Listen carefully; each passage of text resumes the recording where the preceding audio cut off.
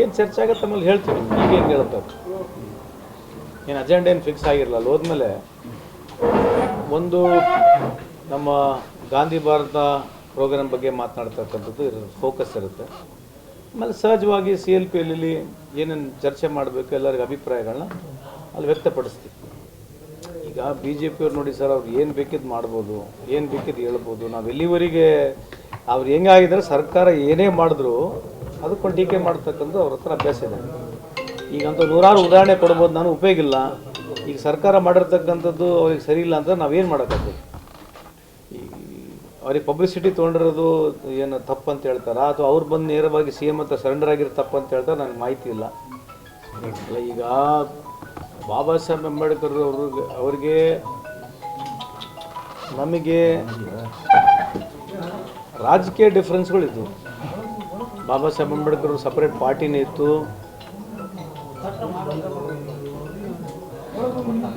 ರಾಜಕೀಯವಾಗಿ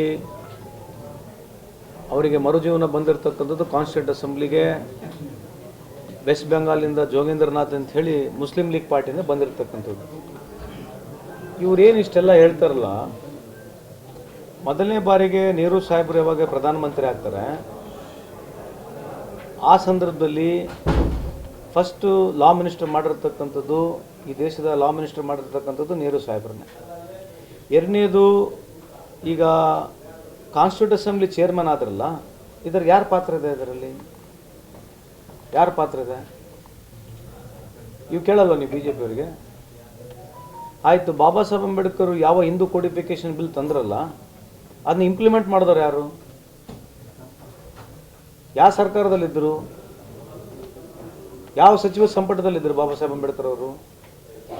ಬಾಬಾ ಸಾಹೇಬ್ ಅಂಬೇಡ್ಕರ್ ಅವರು ಬರೆದಿರ್ತಕ್ಕಂಥ ಹಿಂದೂ ಕೋಡಿಫಿಕೇಶನ್ ಭಾಳ ಈ ದೇಶಕ್ಕೆ ಭಾಳ ಇಂಪಾರ್ಟೆಂಟ್ ಆಗಿರ್ತಕ್ಕಂಥ ಕೋಡಿಫಿಕೇಶನ್ ಬಿಲ್ಲು. ಆ ಕೋಡಿಫಿಕೇಶನ್ ಬಿಲ್ಲು ಬರೆದಂಥದ್ದು ಯಾವ ಸಂದರ್ಭ? ಅದು ಯಾರ ಕ್ಯಾಬಿನೆಟ್ನಾಗ ಬರೆದಿರ್ತಕ್ಕಂಥದ್ದು? ಯಾವಾಗ ಮಂಡನೆ ಆಯಿತು ಕ್ಯಾಬಿನೆಟ್ನಲ್ಲಿ?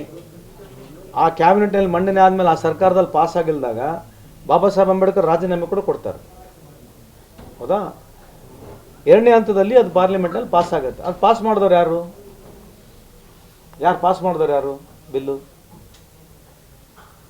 ಹಿಂದೂ ಕೋಡಿಫಿಕೇಶನ್ ಬಿಲ್ 4 ಹಂತದಲ್ಲಿ ಪಾಸ್ ಆಗುತ್ತೆ. ಅದು ಮಾಡಿದವ್ರು ಯಾರು? ಅವಾಗ ಹಿಂದೂ ಕೋಡಿಫಿಕೇಶನ್ ಬಿಲ್ ಬರೆದಂಥ ಸಂದರ್ಭದಲ್ಲಿ ಈ ಹಳೆಯದು ನೀವು ಸ್ವಲ್ಪ ಓದ್ಕೊಂಡ್ರೆ, ಈ BJP ಅವರಾಗಿರಲಿ, ಹಿಂದೂ ಪರಿಷತ್ಗಳಾಗಿರಲಿ, RSSಗಳಾಗಿರಲಿ, ಆ ಜಂತರ್ ಮಂತರ್ ವಿರುದ್ಧವಾಗಿ ಬರೆದಿರ್ತಕ್ಕಂಥದ್ದು, ಹೇಳಿರ್ತಕ್ಕಂಥದ್ದು ಹೇಳಿಕೆಯನ್ನು ನೀವು ಓದ್ಕೊಂಡಿದ್ದೀರಾ? ಏನೇನು ಮಾತನಾಡಿದ್ದಾರೆ ನಿಮಗೇನು ಗುರ್ತಿದೆಯಾ? ಅದನ್ನ ಕೇಳಿ BJP ಅವ್ರಿಗೆ. ಇವತ್ತೇನು ಬಾಬಾ ಸಾಹೇಬ್ ಅಂಬೇಡ್ಕರ್ ಪರವಾಗಿ ಮಾತನಾಡ್ತಾರಲ್ಲ, ಇವ್ರದೊಂದು ಫೋಟೋ ಇದೆಯಾ? ಬಾಬಾ ಸಾಹೇಬ್ ಅಂಬೇಡ್ಕರ್ದೆಲ್ಲ ಫೋಟೋ ಹಾಕೊಂಡಿದ್ದಾರೆ ಇವರು BJP ಅವರು. ಅವ್ರ ಕಚೇರಿಗಳಲ್ಲಿ, RSS ಕಚೇರಿಗಳೆಲ್ಲ ಫೋಟೋ ಇದೆಯಾ ಬಾಬಾ ಸಾಹೇಬ್ ಅಂಬೇಡ್ಕರ್ದು? ಸುಮ್ಮನೆ ಏನೋ ಇವತ್ತು ಓಲೈಸ್ಕೋಬೇಕು.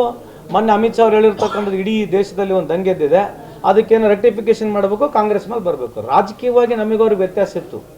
ಬಾಬಾ ಸಾಹೇಬ್ ಅಂಬೇಡ್ಕರ್ ನನ್ನ ವೈಯಕ್ತಿಕ ಅಭಿಪ್ರಾಯ ಇದು. ಅವ್ರು ಬೇರೆ ರಾಜಕೀಯ ಪಕ್ಷದಲ್ಲಿದ್ದರು, ಸೋಲು ಗೆಲು ರಾಜಕಾರಣದಲ್ಲಿ ಸಹಜ ಇದೆ.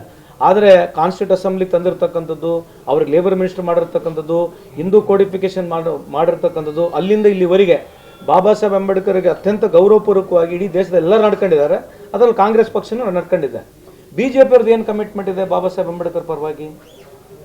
ಅವರು ಸಂಸದರುಗಳು ಮಾತನಾಡಿರ್ತಕ್ಕಂಥ ಮಾತಲ್ಲಿ ಯಾರನ್ನ ಒಬ್ರದ್ದು ಕಮಿಟ್ಮೆಂಟ್ ಇದೆಯಾ? ಉಲ್ಟಾ ಏನಾರು ಹೇಳಿ ಮಾತಾಡ್ತಾರ? ಯಾಕೆ ಅವಾಗ RSSನವ್ರು ಸ್ಟ್ರೈಕ್ ಮಾಡಲಿಲ್ಲ?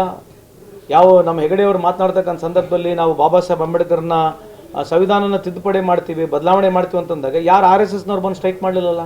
ಯಾರು BJP ಅವ್ರ ವಿರುದ್ಧ ಏನು ಹೇಳಿಲ್ಲಲ್ಲ? ಇದನ್ನೆಲ್ಲ ನೀವು ಕೇಳಲ್ವ ಅವರಿಗೆ? ಅದನ್ನು ಕೇಳ್ರಿ. ಸುಮ್ಮನೆ ಏನೋ ಒಂದು ಹೇಳೋದು, ನಾವು ಸೋಲಿಸಿದ್ವಿ, ಆ ಸೋಲ್ಸೋಕೆ ರಾಜಕಾರಣ. ಅವ್ರು ಬೇರೆ ಪಾರ್ಟಿಯಲ್ಲಿದ್ದು, ನಾವು ಕಾಂಗ್ರೆಸ್ ಬೇರೆ ಪಾರ್ಟಿ ಇತ್ತು, ಸೋಲು ಗೆಲು ಸಹಜ. ಅದಕ್ಕೇನು ಸಂಬಂಧ ಇದೆ? ಏನು BJP ಗೆಲ್ಲಿಸಿದಾರಂತ?